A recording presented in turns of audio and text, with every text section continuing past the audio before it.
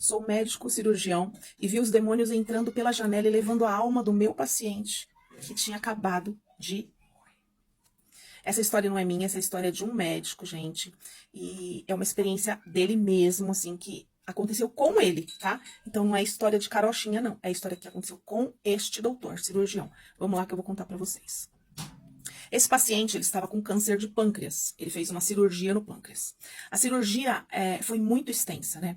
Então ele estava internado há vários dias. E eu comuniquei pra família que ele teria alta no outro dia. Eu falei, ele estava bem, sabe? Eu falei, olha, amanhã ele vai ter alta.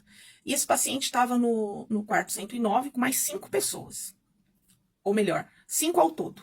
4, ele mais 4, é isso. Por coincidência, eu estava de plantão naquela noite, nesse hospital, como residente, dormindo. Naquele tempo não tinha celular, né? Faz tempo já que aconteceu isso. Era a época do BIP, não sei se vocês se lembram. E o BIP, quando o paciente está com uma parada cardiorrespiratória que tem que ter muita urgência, o residente ele recebe um BIP diferente, né? Porque aí você tem que sair assim, tipo, sabe, voando, correndo, mesmo desesperado, porque quanto antes você chegar, mais chance o paciente tem de sobreviver. E eu tava lá, né, dormindo e tocou o BIP da parada. E deu o quarto 109, exatamente o quarto que o meu paciente estava. O paciente que eu disse que ia ter alta no outro dia. Pensa só o meu coração como é que tava, gente. Eu fui descendo na correria e pensando comigo o tempo todo. Até lá. Não pode ser meu paciente, não pode ser meu paciente. Eu falei pra família que amanhã ele tava de alta. Eu não posso dizer que esse paciente teve uma parada cardiorrespiratória. Não, eu não posso. E eu fui, né, fui orando. Eu falei pra família que ele ia ter alta no outro dia. E eu tava assim, no desespero mesmo. Eu cheguei lá e... adivinha quem era? Exatamente ele. Chegamos, chegou o pessoal da clínica, chegou o técnico de enfermagem, chegou o enfermeiro, todo mundo da turma ali, começamos a reanimação do paciente. E foi aquela coisa, né, gente? Vocês sabem, igual coisa de filme, sabe? Vocês veem lá, e reanimando, e reanimando. E para quem não sabe, o tempo médio de reanimação é 30 minutos. Se não voltou em 30 minutos, a gente considera óbito. Então começou a massagem, vai adrenalina, vai atropina, massageia, outro lá com o ambu, que é da parte respiratória. E aí, gente, bateu os 30 minutos. Eu já estava muito desesperada. Eu falei, não é possível que eu vou ter que dar essa notícia para a família. Bateu 30 minutos e nada do paciente retornar. Como era o meu paciente, eu estava tão angustiado para que aquele homem voltasse. Eu tinha prometido, sabe? E vocês não sabem o que é ser médico e você falar para a família que amanhã o seu ente querido vai embora. E eu falei pro pessoal todo, vamos lá, gente, vamos tentar mais um pouquinho? Só mais um pouquinho, vai? E aí, tentamos. Só que bateu 45 minutos e aí não teve jeito, gente, parou mesmo. Quando aconteceu isso, eu fiquei muito triste mesmo, sabe? Só que aí, quero que vocês prestem bastante atenção no que eu vi. Gente, fui eu, tá? Eu, o doutor que tava lá. Eu sou o médico dele.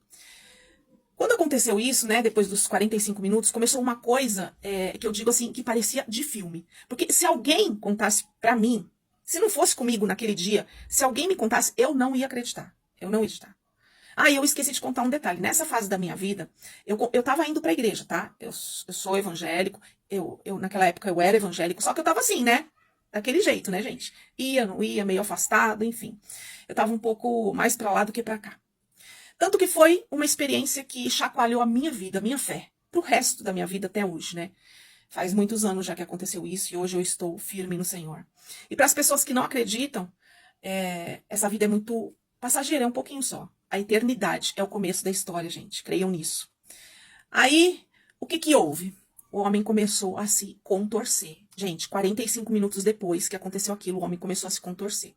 Só que nós, médicos, a gente sempre quer achar uma explicação técnica, né, para o que está acontecendo. Então, existem umas mioclonias involuntárias, que são uns movimentos tipo de convulsão, que pode dar numa pessoa que já está morta durante um tempo previsto, mas não 45 minutos. Só que aquilo começou a se mexer depois de 45 minutos e demais. O homem se contorcia, como se fosse uma convulsão. Gente, vocês não acreditam. Caiu a luz do quarto e ficou meia fase.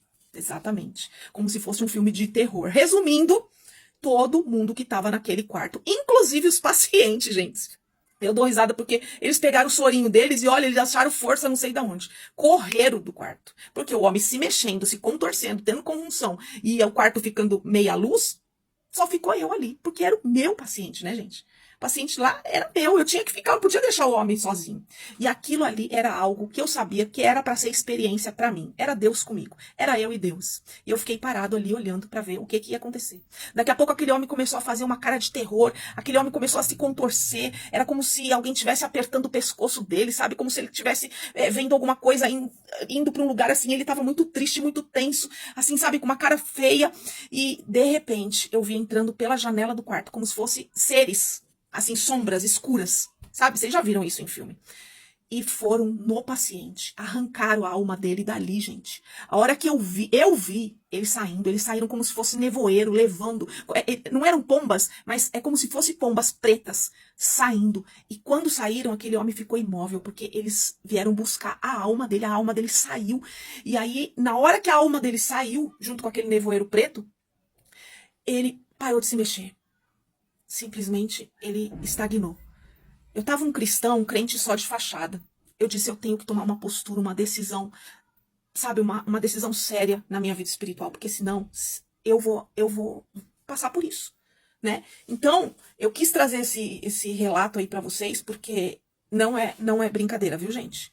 Eu vi. Eu não queria que ele fosse a óbito, eu tentei de tudo, só que realmente, quando ele foi, passou 45 minutos, a alma ainda estava lá. E aí, aquelas sombras entraram pretas na janela. E eu vi tudo, tava tudo na minha frente. Arrancaram a alma dele assim, ó, foram puxando e levaram ele como pombas pretas num nevoeiro. E ali ele parou de se mexer e ali já não tinha mais nada. E isso serviu pra mim, sabe? Como experiência assim pra mim a se firmar com Deus, porque não é brincadeira, as coisas de Deus são muito grandes. Não pode brincar, porque realmente o inimigo ele não brinca e ele vem buscar mesmo aqueles que são deles. E aí você põe aí o que você crê, eu respeito a sua crença e tá tudo bem. Eu só quis trazer a minha experiência. Essa história não é minha, é a história de um doutor.